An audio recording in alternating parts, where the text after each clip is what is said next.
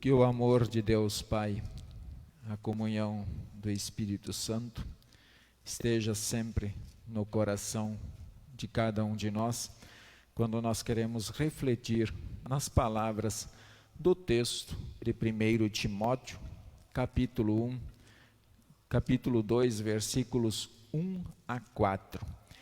Mas antes de chegar lá, irmãos, eu quero que nós pensemos um pouco nos outros textos que nós acabamos de ler. E antes de fazer isso, eu quero que nós olhemos um pouquinho. Nesta semana, na quinta-feira, nós tínhamos um dia muito especial para ser lembrado. Que dia era? Dia de ação de graças.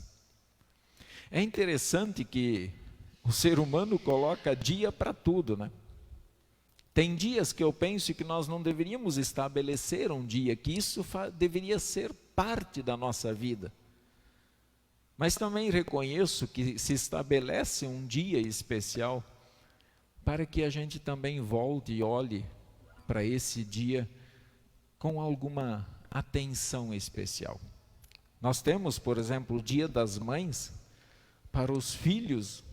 E é interessante que alguns filhos só lembram de olhar para a mãe, das qualidades da mãe, quando é esse dia. Que daí eles se tocam e falam, nossa, mas é verdade, a minha mãe ela faz isso. A minha mãe é assim. A minha mãe é cuidadosa. Minha mãe é amorosa. O pai, nossa, que bom que tem um dia do pai também, né? Que o pai ele não serve só para pagar as contas, ele tem qualidades também. E aí um dia especial se tira para dizer, pai, obrigado pelas coisas que o Senhor faz, obrigado pela vida. Enfim, a gente faz uma reflexão. Temos até o dia do professor. E muitos param para analisar a vida do professor quando é lá no dia 15 de outubro, né? Quando se olha para esse dia de uma forma especial. Natal, nós iniciamos o Advento agora e temos um dia do Natal. Só que Cristo, ele deveria todos os dias, e isso acontece dele nascer no coração de muitas pessoas, todos os dias é Natal.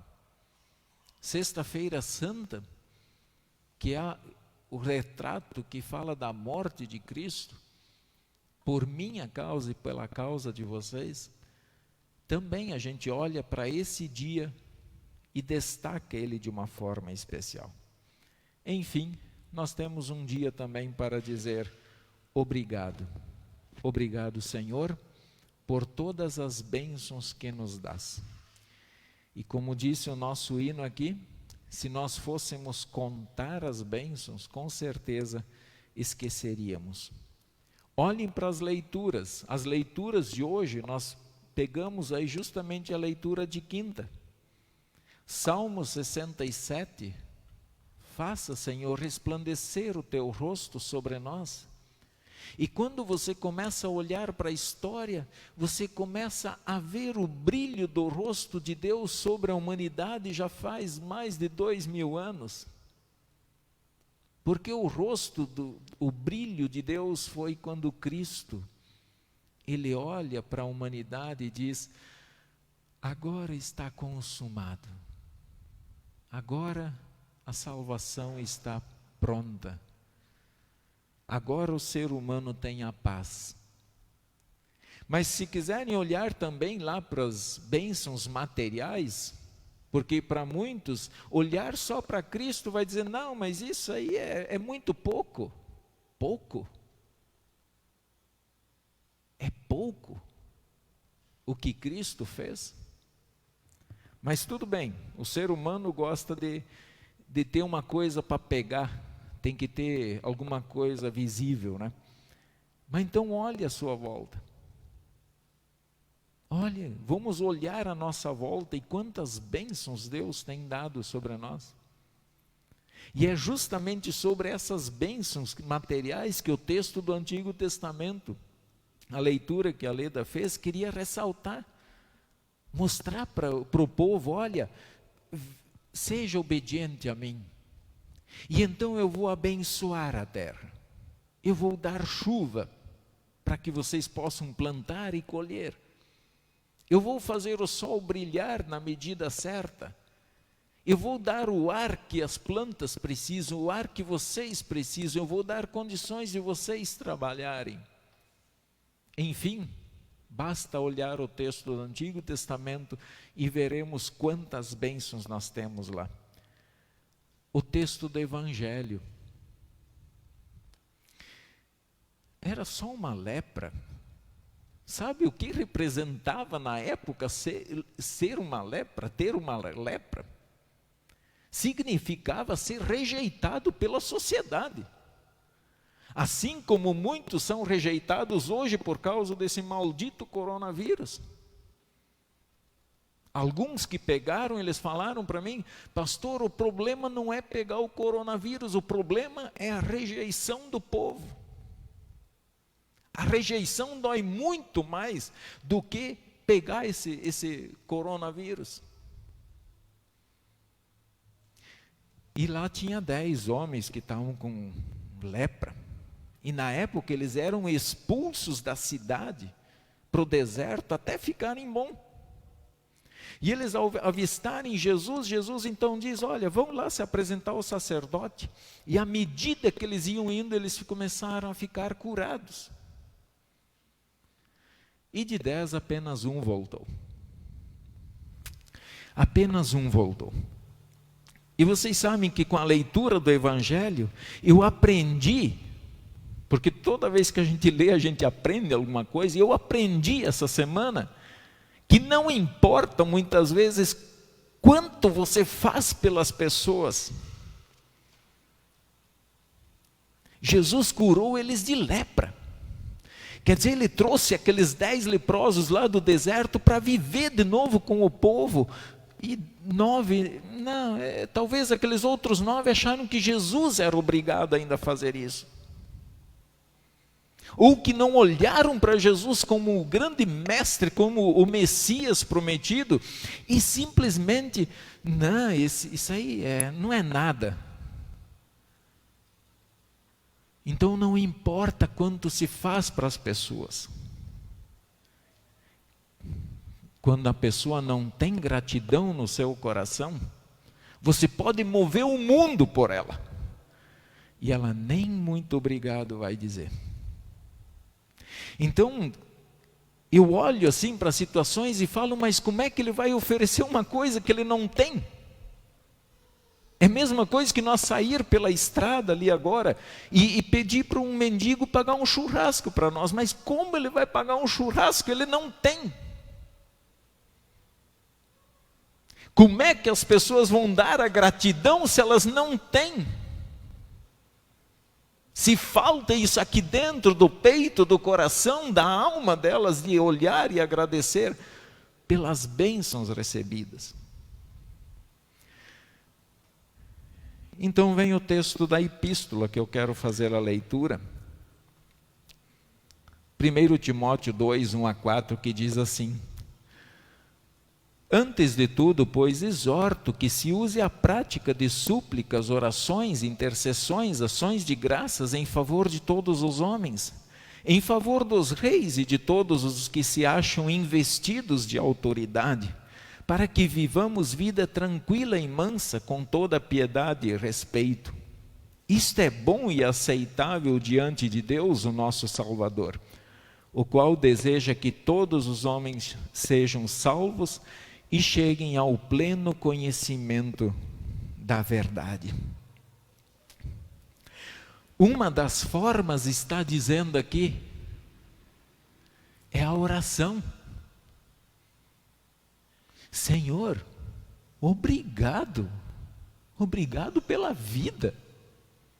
Obrigado pelo perdão que nós acabamos de receber. Ah, não, mas é só o perdão, pois me aponte uma pessoa que consiga remover uma mentira sua, ou qualquer pecado que seja. Me aponte um Deus que consiga fazer isso, se não for esse aqui. Talvez alguém vai dizer, não, mas é só o perdão. Mas é tudo. É tudo que nós precisamos, porque quando eu sou perdoado, Deus se aproxima, Ele me abraça, Ele me acolhe, Ele me traz de volta para o seu reino. Então eu tenho tudo que eu preciso. Uma das formas de agradecer é a oração. E o Catecismo Menor, ele descreve a oração assim: a oração é aquele culto divino em que apresentamos com o coração e com os lábios todos os nossos desejos a Deus e lhe rendemos louvor e glória. É o culto divino. A oração é o teu culto com Deus. Seja aqui dentro da igreja com os irmãos, seja lá no seu quarto, seja com a sua família, mas é o seu culto que você apresenta a Deus. E o catecismo ainda cita alguns versículos maravilhosos. Salmo 10:17 diz assim: tens ouvido, Senhor, o desejo dos humildes, tu lhe fortalecerás o coração e lhes acudirás. Olha que bênção. Senhor, não importa quem é a pessoa, não importa o que ela tem na vida, não importa a cor da sua pele, o Senhor ouviu o clamor dos humildes. Isaías 65:24 diz: e será que antes que clamem, eu responderei, estando eles ainda falando, eu os ouvirei. Que Deus maravilhoso é esse que nós temos, que de fato nos ouve. Eu tinha programado para pedir ajuda para vocês aqui no culto, mas como todo mundo está de máscara, eu acho que nós não vamos se ouvir direito, então deixa quieto. Mas se nós pudéssemos fazer uma lista de agradecimentos, o que você colocaria nessa lista de oração? Eu gostaria que pense rapidamente, o que nós colocamos na oração? Nós agradecemos a Deus pela comida, colocamos a nossa família, pedimos perdão pelos pecados, né? O que mais? Se alguém conseguir gritar aí. Enfim, oramos pelos afilhados, oramos por uma pessoa enferma que nós conhecemos. E se nós olharmos a nossa lista, ela não é muito grande. Ela não é muito grande. E o apóstolo Paulo apresenta uma lista de oração aqui. O apóstolo Paulo, ele diz: antes de tudo, pois, exorto que se use a prática de súplicas, orações, intercessões, ações de graças em favor de todos os homens. Opa! Eu nem vou entrar em detalhe aqui em cada nome que se chama orações, intercessões, ações de graças, porque no final das contas tudo é você falando com Deus. É você apresentando perante Deus o seu agradecimento ou a sua queixa, não importa. Talvez alguns vão perguntar: Senhor, mas pelo que eu devo agradecer? 2020 está terminando. E eu acho que lá quando nós começamos com a quarentena e que nós percebemos que seria um ano que nós estaríamos mais trancados, com a boca praticamente vedada, nós começamos a dizer: Senhor, tomara que acabe esse 2020. Será que tomara que acabe logo? E agora nós estamos a 1 mês de acabar o ano. O ano do mundo, né? Porque o da igreja acaba hoje. E o que você tem para agradecer de 2020? Eu tenho muita coisa. E eu falo isso sem demagogia. Eu falo isso de todo o coração. Nós temos muito a agradecer. E eu acho que o primeiro ponto é que da nossa congregação, vamos pegar a nossa congregação, nós tivemos alguns irmãos infectados, mas ninguém partiu desse mundo por causa do coronavírus. Ah, mas todo mundo morre. Mas não morreu de coronavírus, que é o assunto do momento. Então nós temos já coisas para agradecer. Mesmo diante da dificuldade de alguns não poderem trabalhar, o mundo não parou. Tivemos comida, tivemos água, tivemos ar para respirar, tivemos família por perto, mesmo que algumas restrições, mas tivemos. Nós temos muito. E quem aproveitou esse 2020, essa quarentena, para fazer alguma coisa diferente, cresceu muito. Então nós temos muita coisa a de fato agradecer. De 10, apenas 1 voltou para agradecer. E os outros 9? E olha que o que voltou nem era do povo de Jesus, nem era judeu, ele era samaritano. Inclusive os samaritanos eram inimigos dos judeus. Mas veio um samaritano de volta e deu glória a Deus pelo que tinha acontecido na sua vida. E olha o que diz o apóstolo Paulo na sequência do nosso texto: peço que sejam feitas orações, pedidos, súplicas e ações de graças a Deus por todos. Orem pelos reis e por todos os que têm autoridade, para que possamos viver vida calma e pacífica, com toda piedade e boa conduta. Isto é bom, e Deus, nosso Salvador, gosta disso. Ele quer que todos sejam salvos e venham a conhecer a verdade. Essa é a lista de Deus. Olha para a sua lista e olha para a lista de Deus. Por quais motivos e por quem nós devemos orar?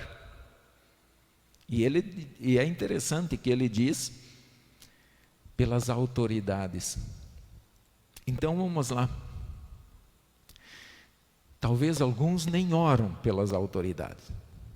Eu não votei para esse presidente, eu não votei pro prefeito, eu não votei para esses caras que estão aí. Então eu não vou nem orar. Mas tem algo interessante. Então o primeiro motivo aqui, o primeiro e mais importante: Deus ama todas as pessoas e quer que todos se salvem. Que é justamente o último versículo, que diz assim: o qual deseja que todos os homens sejam salvos e cheguem ao pleno conhecimento da verdade. Esse é o desejo de Deus. E foi por isso que ele enviou Jesus, porque aqui está escrito o desejo que ele sempre tinha no coração: todos os homens sejam salvos. Mas é interessante agora eu responder comigo mesmo: esse também é o meu desejo.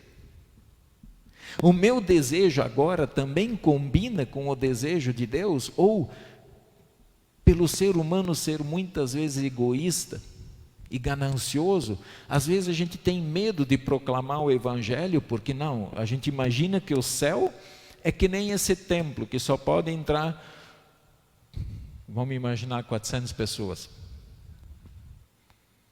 Não, eu não posso falar, porque lá no céu vai que eu chego lá e não tem lugar para mim.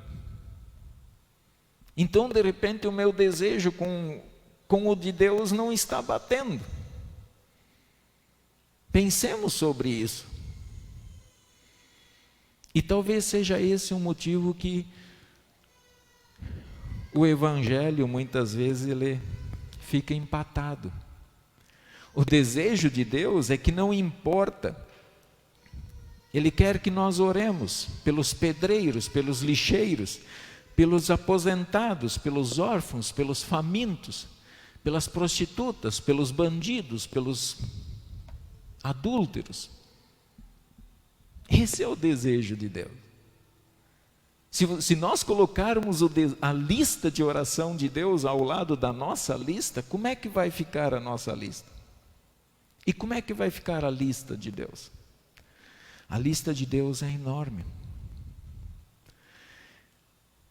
Esse motivo de orar por todos de fato, irmãos, nos levam a uma reflexão.